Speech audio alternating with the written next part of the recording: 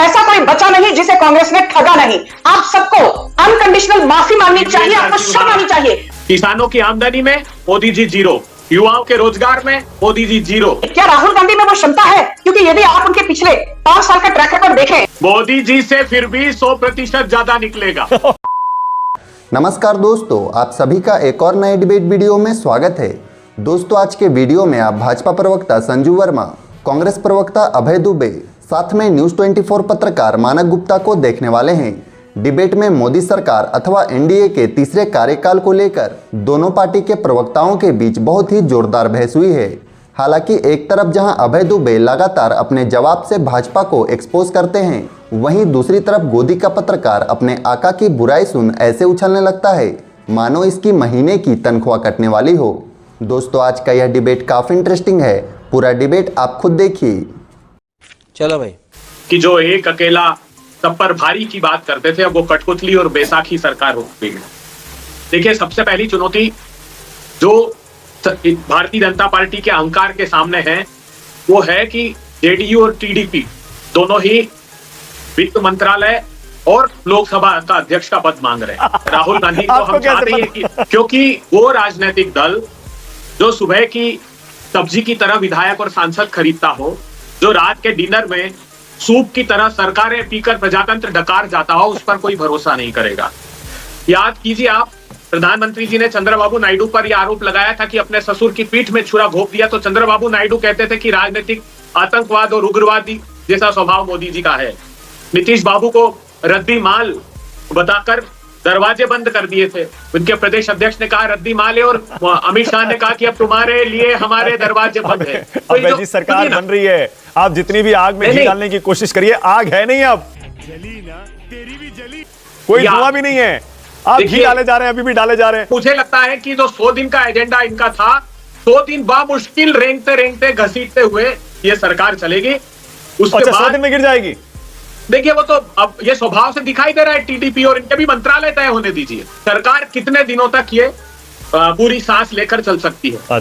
आपने सबके मजे ले लिए, टीडीपी के, जेडीयू के, बीजेपी के। बीजेपी पर तंज कस रही है, ताने कस रही है। मुझे वो बड़ा ही हास्यास्पद लगता है। बीजेपी तो 240 सीटों के बाद भी कह रही है हम आत्मचिंतन करेंगे। कांग्रेस 99 सीटें, 100 सीटें भी नहीं लाई, 99 सीटें पाकर आत्मचिंतन करने की बात तो दूर रही, ये तो उछल उछल कर रहे हैं, कह रहे हैं देखा हम जीत गए, देखा हम जीत गए। बट 240 अभी भी 99 के मुकाबले में कई गुना ज्यादा है। और एक बात, ऐसा कोई बचा नहीं जिसे कांग्रेस ने ठगा नहीं। लालू प्रसाद यादव के खिलाफ कन्विक्शन तब हुई थी जब कांग्रेस सत्ता में थी 2013 में, और आज उसी लालू यादव की गोदी में जाकर आप बैठ गए।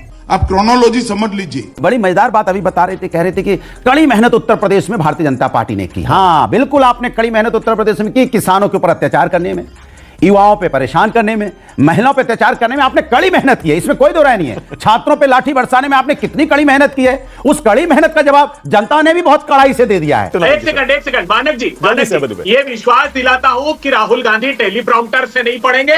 भारतीय जनता पार्टी ने जो घृणा और वैमनस्य का वातावरण पैदा किया था, भगवान उससे प्रसन्न नहीं थे। चारों शंकराचार्यों को याद कीजिए, क्या कहा था उन्होंने कि अनिष्ट के संकेत है, पौष के मास में आप मंदिर का उद्घाटन सत्ता की भूख मिटाने के लिए मत कीजिए। संजू वर्मा बोलिए। मानव जी, मैं एक चीज जरूर कहना चाहूंगी, बीजेपी के किसी नेता ने कहा हो कि ईवीएम फॉल्टी है, ईवीएम को मैनिपुलेट किया गया, कांग्रेस हो या समाजवादी पार्टी हो या डीएमके के एमके स्टालिन हो, आप सबको अनकंडीशनल माफी मांगनी चाहिए, आपको शर्म आनी चाहिए। आप कहाँ के ज्ञानी बाबा? आप बार बार कहते रहे लोकतंत्र खतरे में है, संविधान खतरे में है, डेमोक्रेसी खतरे में है, गणतंत्र खतरे में है, ईवीएम को बीजेपी मैनिपुलेट कर रही है। यदि थोड़ी शर्म, लाज, हया बची हो तो पहले माफी मांगिए। डेमोक्रेसी खतरे में नहीं है, नहीं तो आपको 99 सीटें नहीं मिलती। ईवीएम को मैनिपुलेट नहीं किया जाता, नहीं तो उत्तर प्रदेश में समाजवादी पार्टी को 80 में से 36 सीटें नहीं मिलती। किस बात पर कांग्रेस इतना उछल रही है? 14 स्टेट्स में, 14 राज्यों में आपको शून्य हिंदी हार्टलैंड मध्य प्रदेश में कांग्रेस का स्कोर कितना रहा? 0। दिल्ली में 0, अरुणाचल प्रदेश में 0, त्रिपुरा में 0, उत्तराखंड में 0, हिमाचल प्रदेश में 0, ओडिशा में मात्र 1 सीट, वेस्ट बंगाल में मात्र 1 सीट। इतनी गंदी परफॉर्मेंस के बाद यदि राहुल गांधी, प्रियंका वाड्रा, सोनिया गांधी, जयराम रमेश और उनके नुमाइंदे अपनी पीठ थपथपाना चाहते हैं तो गुड लक टू यू। जी ठीक है। 2019 में जब मोदी जी का महिमा मंडन कर रहे थे, 11 राज्यों में जीरो थी भारतीय जनता पार्टी। कांग्रेस पार्टी जब चरम पर थी तो पूर्व पश्चिम उत्तर दक्षिण हमारे सारे सांसद हुआ करते थे। अब वो देश ने भ्रम तोड़ दिया। किसानों की आमदनी में मोदी जी जीरो, युवाओं के रोजगार में मोदी जी जीरो। मानक जी, सबसे पहले मैं बस जो मालूक नगर में उन्होंने एक बहुत अच्छा पॉइंट बोला।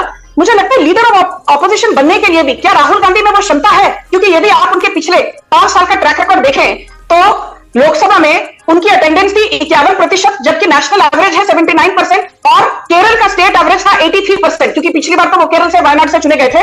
और एक बहुत इंटरेस्टिंग आंकड़ा है कि पिछले 5 सालों में राहुल गांधी ने सिर्फ 8 डिबेट में पार्टिसिपेट किया। उनका योगदान था अबे दुबे 10 सेकंड, अबे दुबे 10 सेकंड, 10 सेकंड, अबे दुबे 10 सेकंड्स। मोदी जी से फिर भी 100% ज्यादा निकलेगा। ओके, टाइम खत्म हो रहा है, इसी वक्त पे खत्म कर रहा हूं आज लास्ट की बात।